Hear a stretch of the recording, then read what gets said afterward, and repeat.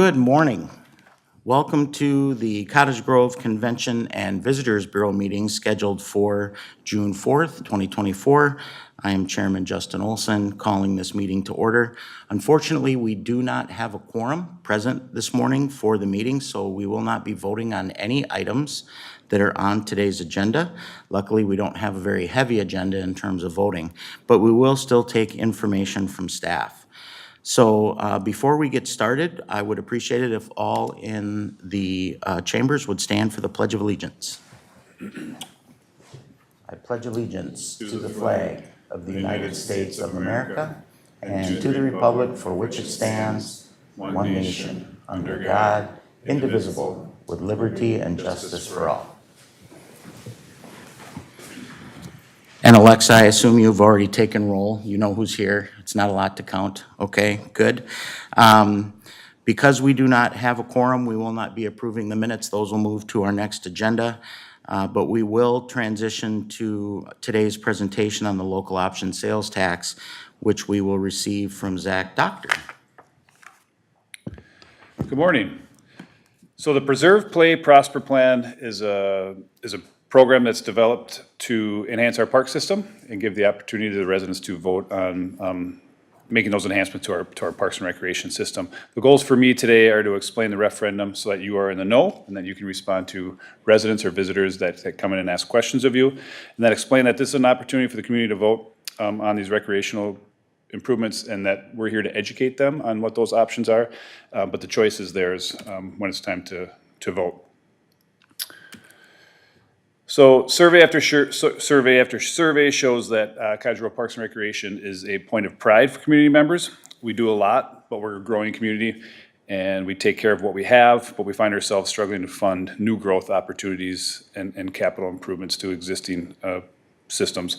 Our forefathers had the intuition back in 1974 and 1984 to do a couple of referendums that built things like Hamlet Park and Hearthside Park, Woodridge Park, the ice arena, and the taxpayers voted on that and got those parks in place. So we haven't had a referendum since 1984 that has passed. So we're asking again this year if the residents want to approve this measure to improve three particular parks, make improvements to three particular parks and recreation facilities. Importantly, I want to make sure that everyone knows this wasn't a knee-jerk reaction, that we're not just throwing these questions out there kind of off the cuff. There was, in 2022, we did a Reimagine Recreation survey, which took a lot of information, anything from middle school, sixth grade projects to online surveys, Facebook surveys. We were out in the community shaking the trees, trying to get people to tell us what they wanted from our Parks and Recreation system. So out of that, we developed this long laundry list of things that we thought the community wanted. It was a very long list, lots of pages. And then we tried to take those and we tried to narrow them down into, okay, well, we can do these things at Hamlet Park, we can do these things at Mississippi Dunes Park, we can do these things at River Oaks Park. As a matter of fact, there was originally 5 projects, but we narrowed it down to 3. And then some of those other improvements that didn't make it in there are in future park. They're in future planned parks where some of those facilities that people asked for will be built out at another date. So what we found out what residents want are new improved recreation opportunities for people of all ages, preservation of natural habitat, enhanced connections to parks and nature. So obviously that's kind of that's a high level view of what people wanted in their park system. So introducing the Preserve, Play, Prosper plan.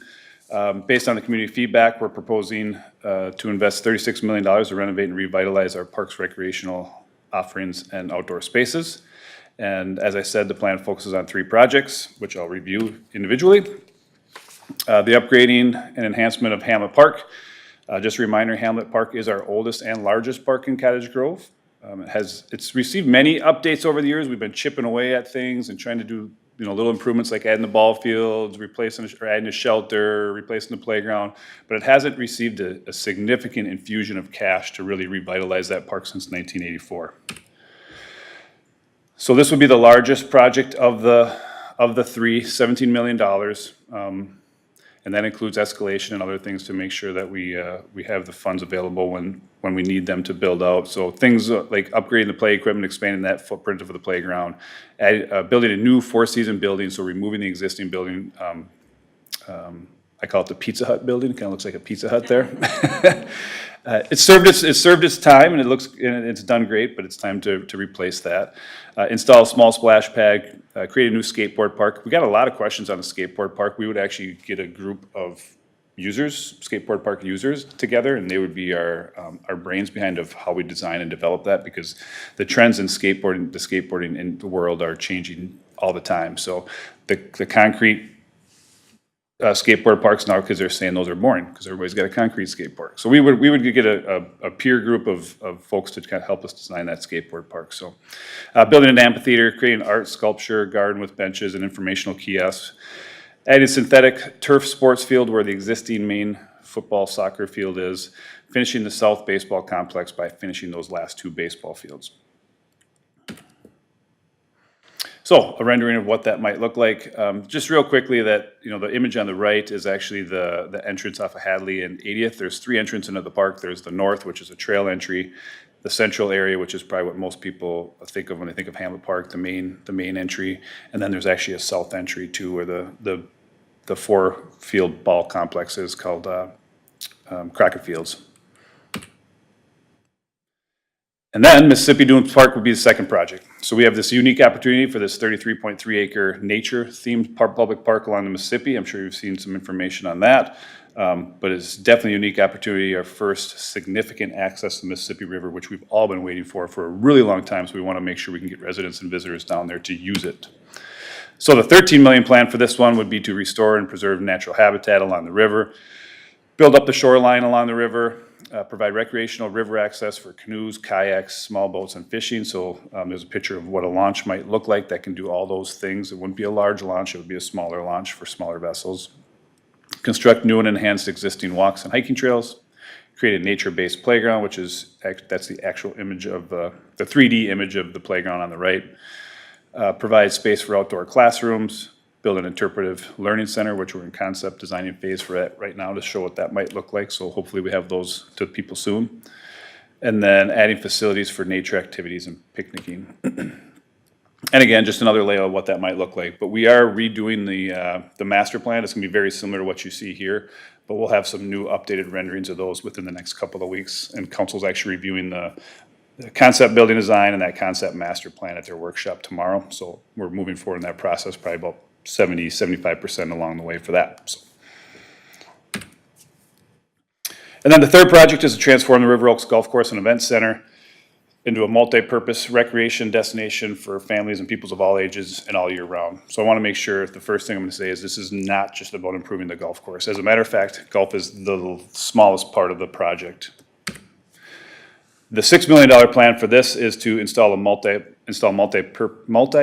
simulators. So there's actually an image of that on the top right corner. You can play golf, hockey, soccer, zombie shooting games or something like that. So there's all sorts of things you can do with these simulators, which allows us to use that facility year round. It would be over on the pro shop side. Adding a pickleball event court setup, kind of where the wedding venue is now, so a multi-purpose court area. Creating a new winter mountain biking course, so those fat tire bikes, so the course can be used more in the winter. We currently do cross-country skiing. We could also use that for 5K runs as well. Upgrading the building, connecting the 2 buildings. Right now we have the clubhouse and the pro shop. We would connect those together to make that a more seamless approach. So things like adding a similar on the pro shop side now can be served by the food or by the Eagles Bar and Grill as well. Obviously, the patio is definitely a selling point for our community and a point of pride in the community. So we want to enhance the patio area, grow that, and just make it more of a dynamic setting. And then last, build a 9-hole Himalayan putting green course designed for all skill levels. So there's kind of a picture on the right that's a little that's overselling it a little bit, but it's just got all these undulations and makes it a little more fun. And a reminder that our putting course is free to the public, so it doesn't come with a charge. So there's a lot of things you can do at River Oaks, whether it's bocce ball or the putting green, or there's things that people can do for free. The mountain biking, the cross-country skiing, so. And images of what those might look like again. The building, the multi-purpose court with the bocce ball courts next to it, and then the Himalayan green with the connection to the clubhouse. And you can see on the court, obviously connecting those courts would be kind of championship-style pickleball, but you could hold a small concert there, you could hold a party there, you could hold a small wedding there, or whatever it might be. So the Preserve, Play, Prosper plan is designed to invest in the Parks and Recreation to deliver the activities and offerings that our residents want, while trying to be responsible with the tax dollars. The Cottage Grove residents are asked to consider a 0.5% sales tax in the general election, which will be November 5th. And if approved, that'll generate the $36 million over a 25-year period that will pay for these improvements that we talked about. So why the local option sales tax? So if it was a standard referendum, that gets assessed to property owners only, right? So it's based on your property taxes. The local sales tax shares the cost of that across the community. So whether you live in so people that are in apartments will help pay for the improvements. People that are visiting Cottage Grove, that's the important one. Over 31% of the taxes would be generated by non-residents. So people that are visiting town would help pay for these improvements. So the sales tax works the same way. Sales tax works the same way as any other sales tax. The following items are not taxed: groceries, clothing, prescription, over-the-counter medications, and baby products. And anyone who purchases qualifying items has to pay that 0.5% sales tax. It's the equivalent of 1 penny for every $2 spent. So we figure on average it's going to be about $23 per year for a resident. And these are based on the University of Minnesota did a study for us, and they do a whole bunch of comparables and data analysis to get us to this information. So should be pretty solid. About $2 a month. So the ballot questions is where it gets interesting. The state has to authorize local option sales taxes. So I want to make sure that this is clear. The key diagram is on the bottom right. There's going to be 3 questions. There's only 1 tax. So residents will have to vote on Hamlet Park by itself. That has to stand alone. So if they vote yes on Hamlet Park, there's a 0.5-cent sales tax. If they vote yes on Mississippi Dunes, it's still just a 0.5% sales tax. If they vote yes on all 3, it's a 0.5% sales tax. If they vote on just one of those 3 projects and the other 2 don't go, it's still a 0.5% sales tax. So what would happen would be that obviously the cash infusion would be prioritized towards one project, which would allow us to develop that project probably a little bit faster and reprioritize. Because right now the way we have it planned is these park projects would be built over phases throughout those 20 years, depending on how the revenue comes in. So as you can imagine, the town is growing. As you guys know, the business district is growing, so we anticipate revenues to rise. So based on how those revenues come in is how we would prioritize how those projects get complete. And we do have a phased approach plan in place. And I should mention back on that too, that it's important to know, and we're working on a communication piece right now that talks about where you're already paying for those local option sales tax. This isn't just a Cottage Grove thing. If you go to Woodbury, if you go to Bloomington, if you go to many of the places around here, you're already incurring local option sales tax. St. Paul, Minneapolis for sure has much higher sales tax additions on their local taxes. So important to know, and we're going to create a map that kind of shows people that when they're traveling, they're already paying a lot of these taxes in other communities. So it's not just Cottage Grove on its own little planet coming up with this. So. And I believe there's 18 cities that got state approval last year, so those are all their residents will be voting on a project too. So lots of information I did share with you. The postcards we've been handing out at shows and festivals. We'll be handing those at Strawberry Fest and everywhere we go. And then there's these flyers as well. So we're working really hard on our communications. Again, trying to make sure people have the information they need to make an educated vote. Obviously, how they vote is up to them, and we'll respect that. And but we want to make sure that people have all the information they need, and that hopefully you guys can help share that information with us too and get them to the right direction. I will say it is a very well done website. So when in doubt, get people to the website. There's a ton of information on there. With that, I will stand for questions. Thank you, Zach. Nice presentation, very informative. I will turn to my left and see if board members Hanson or Grasula have any questions. I just have one question, and maybe it's not an issue, but with the improvements of all the parks, the River Oaks, and the plan is to draw a lot more people into them. Has there been an issue with parking, or is that something that's going to be addressed? Or, because I know I've been to River Oaks a few times, and it gets pretty heavy there in the parking lot, so. We don't have a current plan to expand the parking. We have talked about it. I mean, the hard part with parking is always 5% of the time is when the parking's the worst, right? It's the other 95% of the time it functions, right? So, but we have talked about that. We have talked about potentially creating an overflow area in the future. But right now, there's no concrete plans to do that yet. But we understand, and there are times where we wish we have access to another overflow lot. So, Good question. Any others? I have a couple. On the topic of parking, do you know if the golf course has ever spoken to Pine Harbor about just paying them a fee for overflow parking? My children used to attend school there, and it's right there next to the golf course. we did in the past, but that's a good comment, and I think we should probably have that conversation again. And then just two others. This one I might have missed, but why would we be separating out the 3 park locations for the voting instead of just lumping them all together? That is a good question, and that is a state law. Each Okay. project needs to stand on its own merit.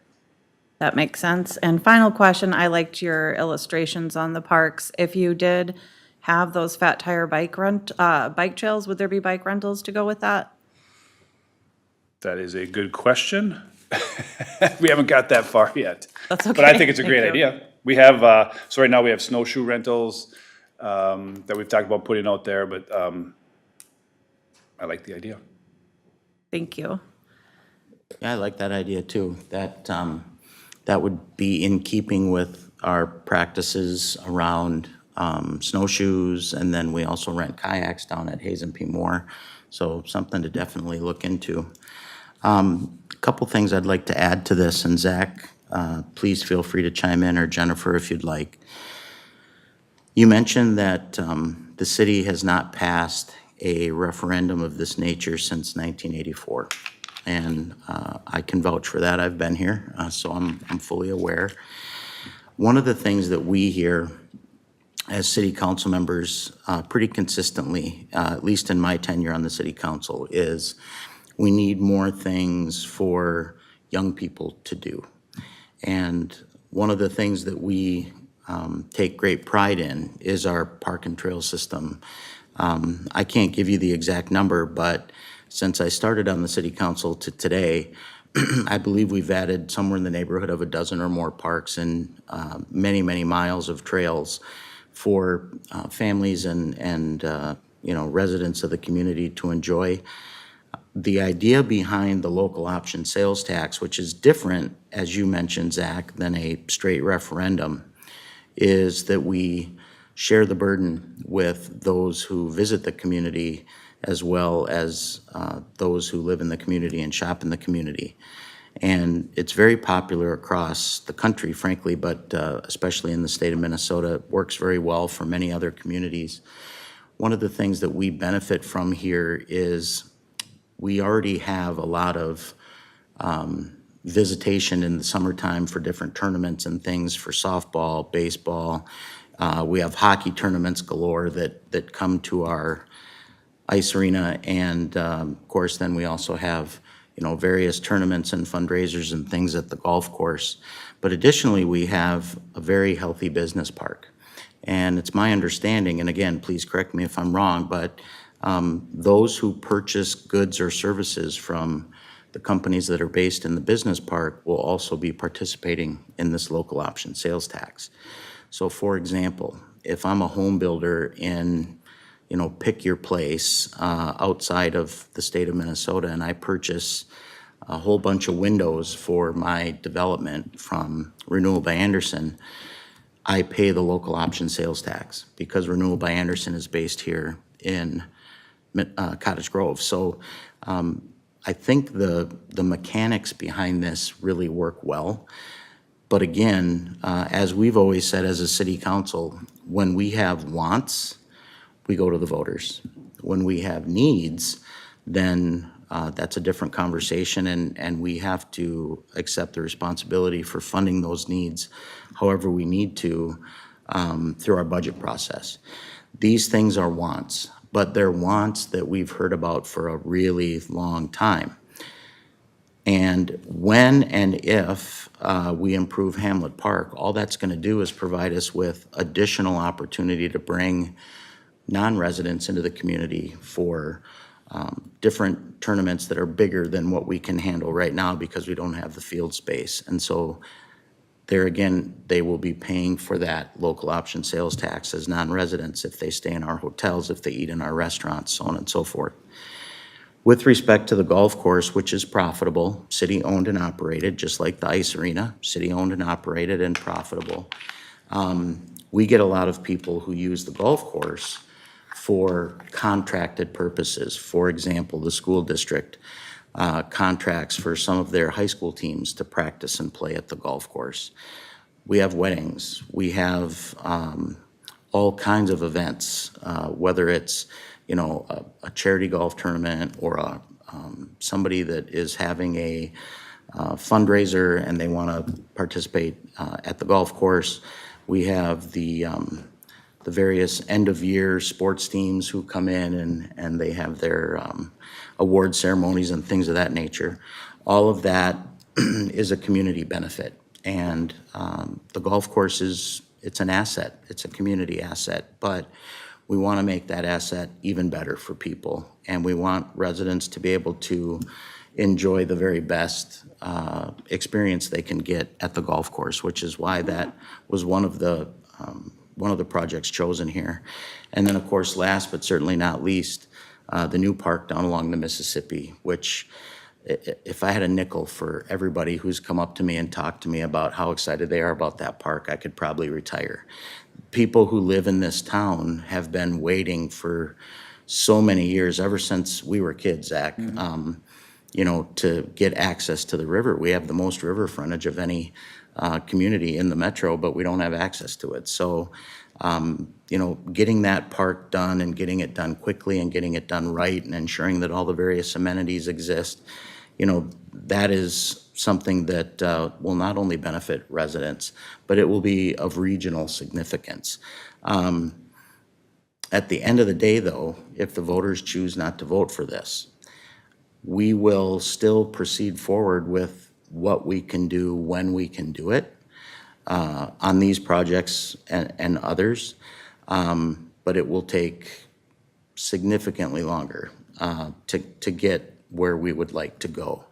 And we certainly hope that we can educate residents as to the benefit of this sort of a plan versus, you're straight, let's just do a referendum and see if people will vote for that. It's a very different animal with different mechanics, not the least of which is when the projects are done, the tax goes away.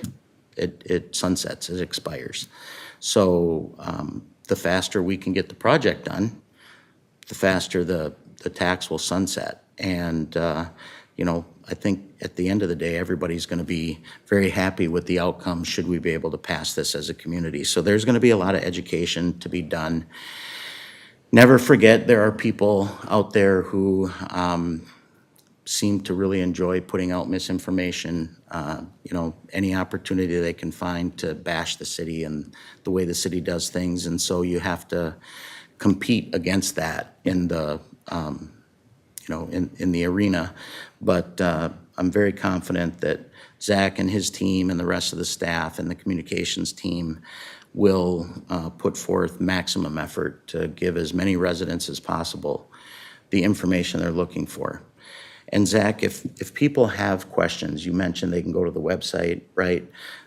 Certainly I want them to know they can reach out to any of our council members, whether it's Mayor Bailey, myself, Councilmember Kambata, Councilmember Garza, Councilmember Theedy. We would love to talk to you about it. I know city staff is very well versed on this. So please let your friends and neighbors know that if they have questions or they bring it up, that, I heard the city's doing something. We would love to have that conversation. I had a text message just the other day from a resident who said, is the city doing another referendum for something or another? And I said, yes. Well, is it for bonding? And I said, no, it's local option sales tax. And so that generated some really good dialogue, and that person turned out it was somebody who was in favor of it, but wanted to have the nuts and bolts so that he could speak to his friends if and when it should come up over the bonfire, or, you know, at a graduation party or something. So I think the team is prepared to get the word out, but it's gonna take more than the team. It's gonna take, you know, those of us sitting up here, it's gonna take the residents of the community, members of CGAA who will clearly benefit from this. You know, there's a lot of different stakeholders. So again, please make sure that the right information is being disseminated to the public. And the last thing I want to ask on this, Zach, is, you know, you mentioned that we sort of have a communications plan, right? We are going to be at the Saints game this weekend. Do you know if there'll be any information available to those attending from Cottage Grove who, you know, might need to learn more about this at the Saints game? I don't think we were going to, just because Okay. we're trying to reach out to people from outside the community, Fair enough, more fair than enough. inside. Okay, so we're gonna keep it to our festivals like Strawberry Fest, Yeah. Food Truck Festival, those kinds of things. Perfect. Well, thanks again. Did you have anything you wanted to add, Jennifer, anyone else? Just one more, that don't hesitate to send people to me, because there's no secrets. I'm happy to share information and get people to the right spot. So if you get yourself into a spot where you think someone needs to talk to me, send them my way. I'm happy to respond. Perfect. And I assume you're doing the same presentation to all the various city commissions, et cetera? Yep. Wonderful. Thanks again. Thank you. Good information. Transitioning away from local option sales tax into some of the business items that were on today's agenda, and again, we're not voting because we do not have a quorum present to be able to do that. I'd like Jamie Mann to present the 2023 annual report. Thank you, Chairman, members of the board. Now, before you and included in your packet that was sent out Friday is an actual copy of the annual report that has a lot of detail. Basically, it's a recap of what we did last year. I'm going to be touching on some of the highlights as we go through the presentation today. So to start with, we did our second publication of the Discover Cottage Grove Visitors Guide last year. We printed 5,000 copies that were either distributed by mail. We have them at the Mall of America last year. We had them at the Minneapolis-St. Paul Airport. We also had them at Explore Minnesota welcome centers throughout the state. So they'll email us and tell me we need more guides, so we'll mail them out to them. So if you stop as you're coming into Minnesota, you should be able to see our visitors guide throughout welcome centers. We also had them here at City Hall, at the ice arena. The golf course had them for a while. The chamber office had them, as well as having a digital version online on our website. And then people could request a printed copy, so we would mail them out on demand as people requested them. Last year, we had 10 advertisers in the guide that accounted for just under $5,100 in revenue for our budget. We also had our website. This is kind of one of the biggest places where we drive visitors to. It has an events calendar on it, which we update with every event that we are aware of that's happening in Cottage Grove. So you can find information on our website. We also have a monthly e-newsletter called The Insider that we send out at the beginning of the month. That includes things happening during the month. So we just sent out the June e-newsletter that talked about Strawberry Fest and the Saints game and the events coming up. That really drives them to our website as well. Photo and video production is a huge part. As we're still building our library of photo and videos, we did spend quite a bit of money last year on photography, and SWCTC did 7 videos for us. We're looking to keep that going this year. While we have a great database of photos, there's always new events happening in Cottage Grove, so we continually look to build our photo library. Social media is probably our biggest avenue to reach people and tell people about all the great things happening in Cottage Grove. Before you, there's a bunch of statistics. I'm not going to read through them all. They're also included in your annual report. Facebook is probably our biggest touch point for people. It's where we have our largest audience, followed by Instagram. But then we have YouTube, people watching us on YouTube as well. A little bit more about social media. Our top performing campaign last year was our Food Truck Festival, which obviously was the large event that we hosted for the first time last year. And then our highest watched video is the information on Cottage Grove Bike Park. We also always want to nurture our partnerships that we have in place. So again, we have the Saints game this year. So we'll be partnering with them for Cottage Grove Community Night. We love working with Strawberry Fest to help promote the largest event that we host here in Cottage Grove. The Cottage Grove Area Chamber is a great partner for us, and then Explore Minnesota is a fantastic partner. They're a great resource for us, and then they also help us with some grant funding throughout the year, which includes last year we got a $14,000 grant through them, which we matched for another $14,000 so we could pay to promote Cottage Grove even more. Community engagement is another big piece of the CVB. So we attended large and small events last year. These are kind of the highlights of outside events that we participated in. We were at the Saints game. We had a booth in the Strawberry Fest Marketplace, and we were at both the Memorial Day and the Labor Day One Family Fest, which is a big Hmong sports tournament at Kingston Park that they do over Memorial Day weekend and Labor Day weekend. We also hosted our inaugural Food Truck Festival. We estimate between 6,000 and 7,000 attendees joined us at the event last year. We had 23 food trucks, 4 sponsors. We had live music. The Lions were there serving alcohol for us. We had a booth there. We partnered with Sawashko Cares, who sold wristbands as well for the beer tent. Lots of great food, lots of people, happy faces, people dancing. It was a great time last year. Here you can see an overview of the budget. Now know that these numbers do not include the salary and benefits of our 2 communication specialists because those have been previously 100% covered by ARPA funds through our budget.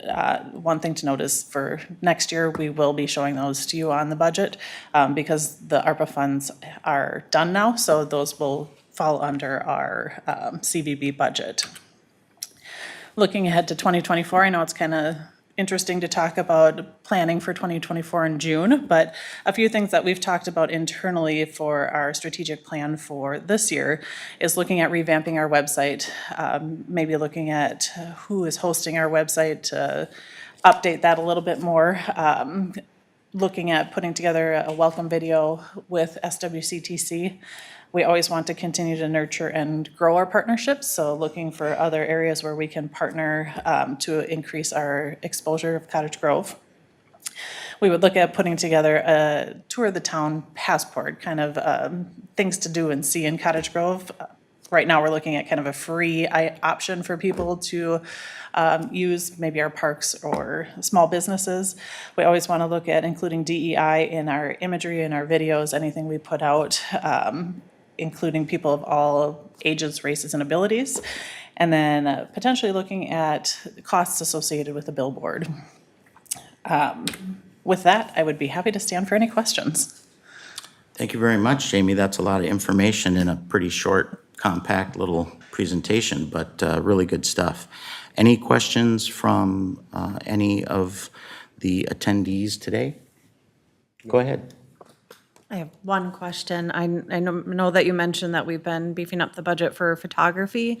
Have we ever worked with any of like the Park High School students to see if they could help us out for free for class credit for some young people photographs? Thank you, Chairman, members of the board. We have actually not looked at that. I don't know if anybody's ever kind of thrown that idea out there before. It's something we could explore, absolutely. Thank you. Other questions at all? No? Jamie, very good information there. Thanks a lot. I like the idea about working with our students. When I was part of the Cable Commission Board, one of the things we recommended for SWCTC is a program through which some of the high school kids who are interested in audio and visual and may work on some of the, the one-act plays and those kinds of things, could potentially do a summer internship and learn a little bit more about the nuts and bolts. And perhaps this is an opportunity for us as well, something really kind of fun to think about. So thanks for the recommendation. Let's transition to our 2024 quarter 1 lodging tax and revenue collection, and Jamie will take us through this as well. Thank you, Chairman, members of the board. I will kind kind of put this disclaimer on, we are missing 1 month. We are missing a January lodging tax payment from one of our lodging facilities, so this number is slightly lower than it will be, probably next time when I present the budget to you. So for Q1, we had just over $14,000 in lodging tax collected. The other revenue listed there is from our Visitor's Guide ad sales. We had almost $4,500 in ad sales for our Visitor's Guide. That basically helps offset the cost of printing our guide. So we came in just about 19% under budget for 2024 Q1. I will tell you, Q1 is typically our lowest lodging tax revenue received. But when we do our lodging tax budget, we just average the lodging tax out over the course of the year. So one thing we had talked about as we're looking at putting together our 2025 preliminary budget, which will be presented in August, is maybe fluctuating the lodging tax numbers so the quarters make sense to what we're actually receiving. So that's why it looks a little skewed. We typically come back in Q2. But when we're looking at next year's budget, we will look at fluctuating those numbers a little bit. So with that, I would be happy to stand for any questions. Thank you. Jamie, any questions on the revenue collection for Q1? Okay, good to know that we're still chasing that payment from January. I'm eager to find out when we actually collect that. Moving on to item 7.3 under business items, which is the Visitors Bureau events update. Jamie's going to take us through this as well. Thank you, Chairman, members of the board. So I get to talk about some of the upcoming events that we have throughout the summer that Discover Cottage Grove will be at. We'd love to invite you to attend with us. First, this weekend on Saturday, we will be at the Saints game for Cottage Grove Community Night at the St. Paul Saints. The game starts at 6:07 p.m. Doors open at 4:30. I do have a ticket for each of you if you'd like to attend with us. If you'd like additional tickets, they are general admission, so you can just go on the Saints website and buy additional tickets if you'd like to bring family members with you. We will be giving away information on Strawberry Fest. We'll be giving away a visitor's guide. The chamber, we had partnered with them to kind of swap brochures, so we included a brochure in their community showcase bag.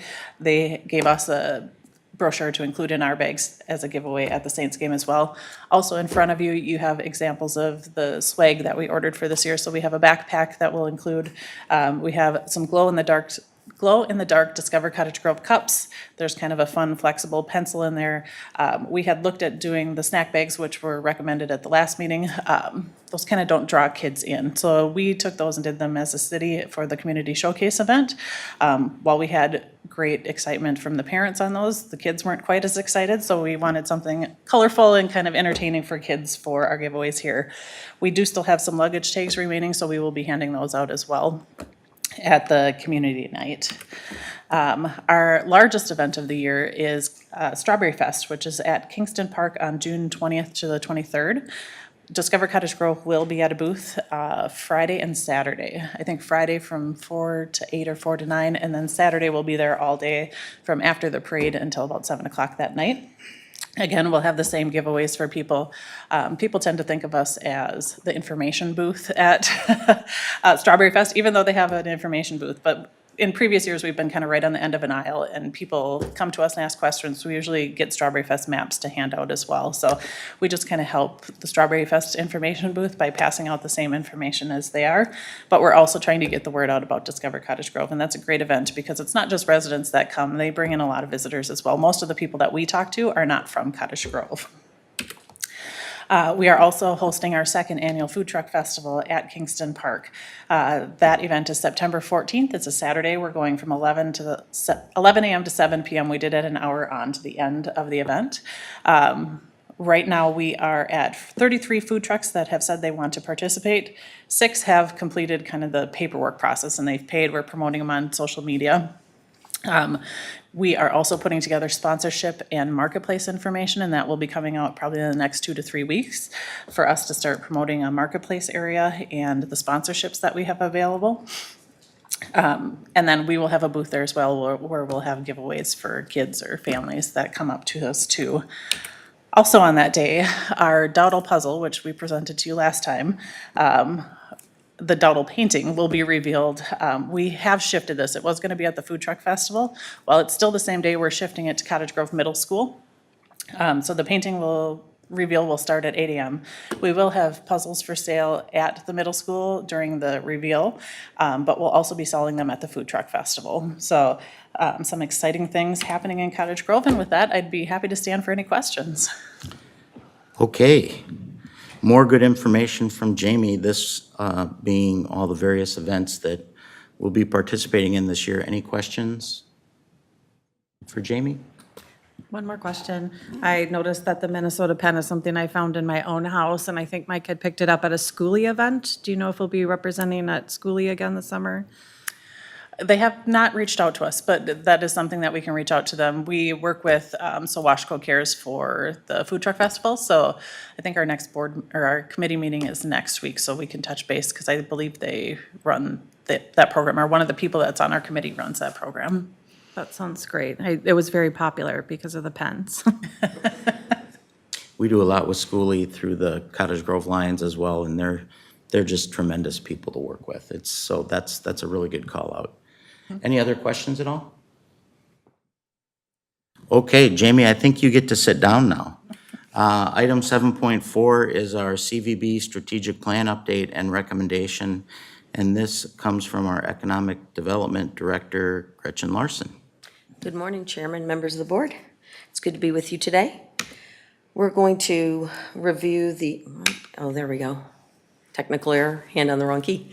We're going to review the RFPs we're not reviewing the RFPs, but the RFP process. If you'll recall, in February, we had issued an RFP, but we didn't receive a lot of proposals, so we recommended that we extend that, and you all agreed with that, and then we ended up receiving 10 proposals. Out of those 10 proposals, the top 4 firms were interviewed on Monday, May 13.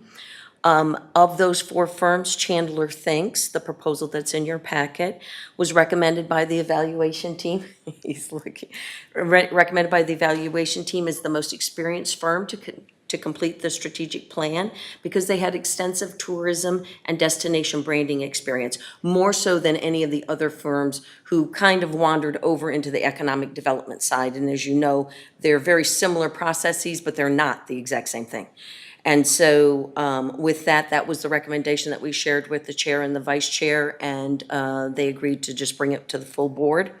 The total cost for that project is $35,750, with $1,500 earmarked for post-project consultation. That was the only group that also left some of the money in the budget, so that when we have questions after the plan has been approved by you all, that we could have that experience and say, hey, well, what about this? And try to tweak it to make sure we're implementing it the way it should be. One thing that hardly ever happens in the life of the RFP process, they were also the actual lowest proposal of the entire group, which is very unusual. So they were what we believe is the top firm and the lowest proposal. So it made a lot of sense that they would, by default, be the highest recommended. And then the $35,750, as you can see from the screen, is recommended to come from the Economic Development Trust Fund. Now, this actual item for the approval of the agreement, I know you guys cannot make a recommendation today, but it is also on the council agenda for tomorrow, because the council has to approve the funding, and they also have to approve the agreement should you have recommended it to move forward to them. And with that, I'll be happy to answer any questions. Thank you. This is one of those items where we wish we had the quorum here tonight so that we could recommend moving forward, but I will ask if any of our board members have questions or anything they'd like to share with Gretchen regarding this. No? I will tell you that I had the opportunity to read through each and every one of these proposals. And, Gretchen and the team were kind enough to ask for recommendations from, the vice chair and myself. This group had a very strong proposal. One of the things that I look for when I look through these various proposals, whatever it might be for, is are they willing to spend time in the community? Are they willing to connect with the community? Does it look like they're invested, or are they trying to just get another opportunity to fill out a bunch of reports and get paid for doing so. And this team seemed very roll up your sleeves, you know, let's work together. So I think it's a great recommendation. I'll look forward to voting for it tomorrow at our Cottage Grove City Council meeting. One thing I did also want to add, and Jennifer, I'm going to ask you if you wouldn't mind to just take a brief minute. Could you explain to people what the difference is between the ED Trust Fund and the ED Fund? Mr. Chair and members of the board, I'd be happy to.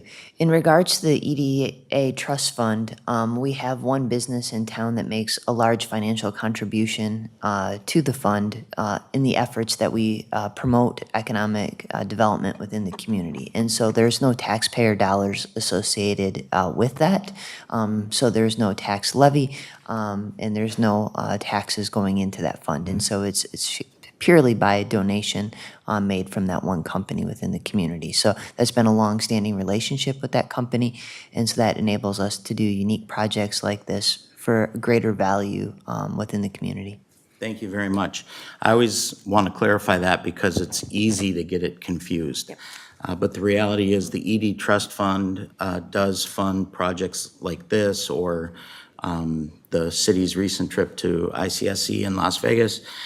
And that's all paid for through money that is donated from a local business for the purpose of economic development and growth here in the city of Cottage Grove. And of course, we're very grateful that they continue to make that donation, that this has been in place for a very long time. And it's one of those things that is kind of a nice gift from this organization back to the community, and we try to use those funds very wisely.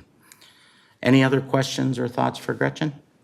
Okay, thank you so much. Thank you very much. Excellent information there. Item 8 is workshops. We have none today. Item 9 would be comments from the board, and I'll start to my left with Board Member Grasula.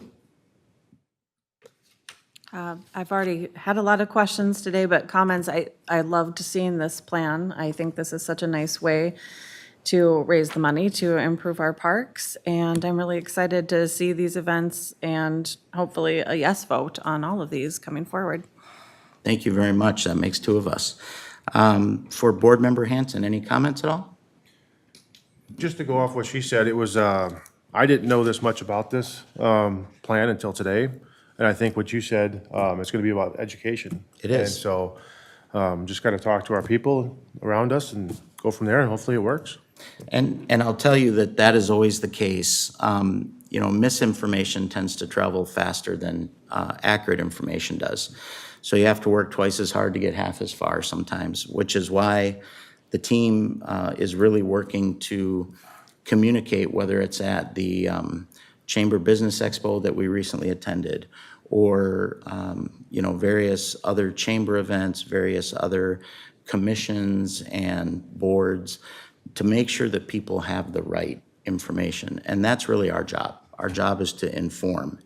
And you know, appreciate your comments on that, but again, I would encourage you, I promise there's a neighbor or 2 who are gonna ask you about it or talk about it. If they need help understanding how this is supposed to work, send them our way. We would be happy to answer any questions that are out there. As far as my own comments are concerned, real briefly, I want to thank everybody who was able to attend this year's Memorial Day event. Unfortunately, the weather wasn't super cooperative, so we had to have the event inside in our training room here at City Hall. It was very well attended. Kudos to Herb Reckinger, who is the chair of our Advisory Commission on Historic Preservation here in the city of Cottage Grove. Herb does just a ton of work with the Vietnam Veterans Memorial Fund. And as our guest speaker this year, he did a marvelous job of telling what I thought were very heartfelt stories. It was more of a conversation than a speech, and I think people appreciated that, as our theme this year was a salute to Vietnam-era veterans. I also want to thank the staff down at River Oaks for providing the chairs, our Park and Rec Department for cleaning up the Veterans Memorial outside, you know, fixing up all the plant beds and all that kind of stuff to make it look really nice. Even though we weren't able to be outside, we were able to do the laying of roses as we do every year, the various markers out at the Veterans Memorial that represent each branch of our armed forces, and the SWCTC, I'll be happy when they change that name. They're working on that right now, by the way. That team did a really nice job of some drone footage, so it turned out well. If you weren't able to attend the ceremony, you can find it online. I'm going to do it again, swctc. I believe it's org, but it is on their website. So you can Google SWCTC Memorial Day and you'll find it. I've watched it a couple times, and I think it was a very appropriate and moving ceremony for Memorial Day. And then the last thing I just want to mention is, you know, we're about to get into the nitty-gritty as it relates to our budget conversation for 2025. And what that means is the city council will begin holding meetings with staff essentially on a weekly basis in July. We've done a lot of preliminary work, and we'll get more information as it comes forward. But you know, we embrace the challenge of the budget each year. It is a very arduous process. We go through everything, line by line by line. And the reason we do that is we want to provide the greatest value to our taxpayers. The city of Cottage Grove is the second to the lowest ranked city for tax rate of our Washington County communities, the lowest being our neighbor, St. Paul Park. The difference is St. Paul Park gets a lot of what we call local government aid from the state that helps support their budget. And when I say a lot, I mean a lot. And the city of Cottage Grove gets very little, you know, roughly $50,000. So we have to be very diligent about using taxpayer dollars wisely. And we have a staff that definitely does that and guides us in that direction. So if you have any questions about the budget, how the budget should tie into this proposed local option sales tax plan or anything else that we're doing in the community, again, please reach out to your council members, your mayor, or your staff here at City Hall. And with that, I will adjourn the meeting because we won't be able to vote on an adjournment motion. Again, thank you all for joining us today. I'm sorry we weren't able to execute some of the business at hand due to the lack of a quorum, but I still think we got some really good information. Meeting is adjourned.